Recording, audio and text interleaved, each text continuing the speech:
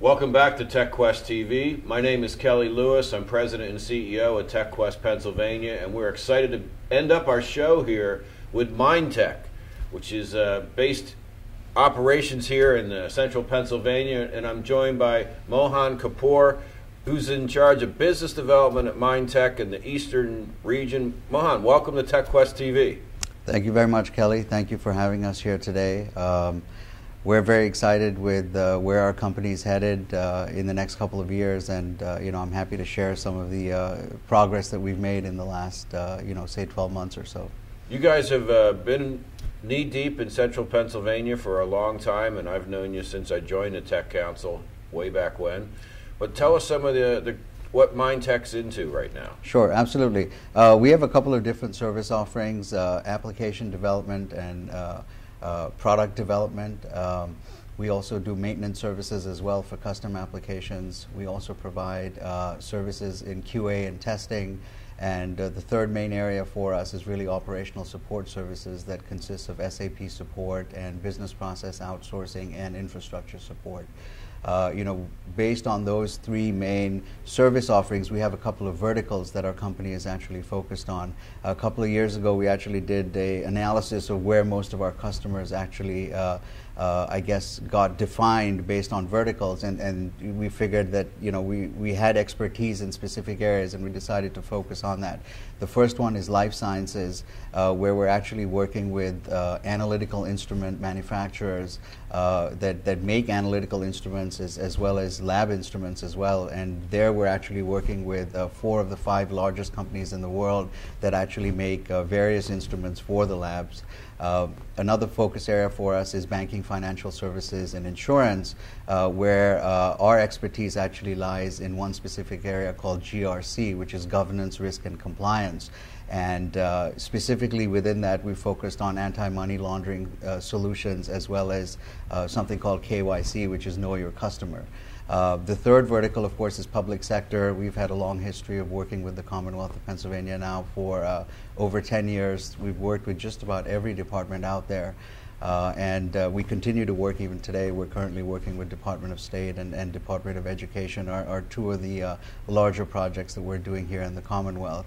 And the fourth, of course, is smart energy, where we're actually working with utility companies on demand response. We're working with software vendors that actually provide software solutions to utilities and other firms as well. We're working on home automation within that space as well. And we're also working with data centers on trying to help them improve their cooling efficiency, because that, of course, electricity is the major sort of cost item within the operations of a data center. So those are some of the verticals that we're focusing on. Those are our service offerings that we're currently, pushing to market. Well, I mean, that's fascinating on the medical device. That's something new for me to learn. So I always learn things on TechQuest TV. Right. But now the government sector, definitely that's the meat and butter of what I've known you guys for. But this infrastructure is very interesting, because we've spent a lot of time developing the Pennsylvania Infrastructure Group, because the tech industry, we can't live without the electricity. Absolutely. And all of our workers obviously want a great environment so that they decide to live in Pennsylvania and run tech companies. Mm-hmm. So, but you went overseas and did a project in the UK. That is correct. Our customer in the UK was looking for an intelligent lighting system, and this was a project that we delivered end to end. So all the way from design, development, and providing manufacturing support for the intelligent light monitor that sits on the street light, to the communication protocol that allows all the street lights to talk to each other, and then finally the software that ties everything together. So, excuse me. This company is based in the United Kingdom. The initial scope of the project was for 200,000 streetlights. They're currently, I think, 35,000 is the number of streetlights that have been, gone active in phase 1, and then phase 2 will have essentially the remainder. And it's very interesting, because what we noticed was that when you actually dim the light bulb, you can actually save money on energy costs. And that's essentially the crux of the solution, whereby you don't actually need a street light to go off at, say, 6 p.m. and then just come on at 6 a.m. They're varying degrees of brightness that still allow you to have the same amount of luminescence, and based on the time of the year, you can actually choose to have it turn on at full capacity later, especially like, in summer where, you have many more hours of daylight. So essentially the solution consists of a lighting monitor that sits on the street light. It has an ambient sensor, light sensor. It has a communication protocol called Zigbee that actually ties it into the next street light, and then it ties all the lights together.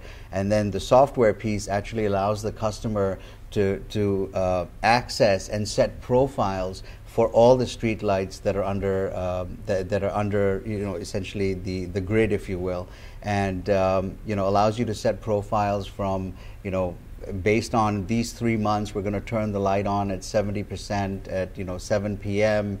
and then we'll gradually, as dawn starts to break, you can actually start going from 100% down instead of just doing an on-off. So that essentially has shown us about a 30% savings on each street light. And this is a concept now that we would like to, or we've already started actually pushing this out here in Pennsylvania to start with, and we'd like to see how we can push this to other local governments across the U.S. And given the budget constraints that we see not just at the state level, but even going down into counties and townships, we feel that this is definitely something that would resonate in terms of saving approximately 30% in energy costs per street light. That's totally fascinating, and we need to work with you guys on that, because I think so many governments are looking for ways to make some strategic investments in technology to make things more efficient and drive cost savings. Mm-hmm. We definitely have to talk after the show. Sure. On that, and see if there's not some Pennsylvania communities that could help us demo that and get it rich and right. and deployed and demonstrate the savings. Absolutely. I mean, this is something that again, it would be different for township to township, because again, it boils down to who really owns the streetlights. Hampden Township just completed a project where they actually purchased all of the streetlights from PPL in lieu of having to pay a rental charge each year for each streetlight.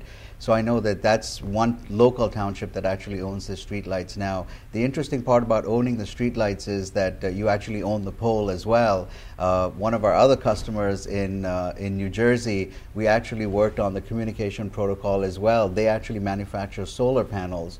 And they actually signed a contract with the largest utility company in New Jersey, whereby they're actually installing one solar panel on each streetlight. If you've been to New Jersey, if you've looked up and seen a solar panel on a streetlight or on a utility pole, there's a very good chance that they're actually from that company. And again, that company, the power is, there's an inverter at the bottom of the solar panel, and it actually generates power, and that's fed back into the grid. And people ask, well, why would a utility company that sells electricity care about generating through solar? And the whole idea is that a lot of these utility companies now have mandates in terms of what percentage of power would be generated from clean sources, solar definitely being one of them. So this is again a 200,000 solar panel installation that has already started in New Jersey, and I think is about halfway through. So this is another area whereby a township, if they own the street light, they can actually mount a solar panel as well and reap savings from there, because the power that's generated, not only can you power the street light as well, and then the excess power can then be fed back into the grid and they can get a credit. So there's a lot of stuff out there to help the government, and we're very excited about the whole smart energy sort of ecosystem. Well, this is exciting, and this is a great way to break it out on TechQuest TV. And we look forward to working with you to map out some strategies to get that out to Pennsylvania communities, and maybe we can use this YouTube video format to get out to some communities as well.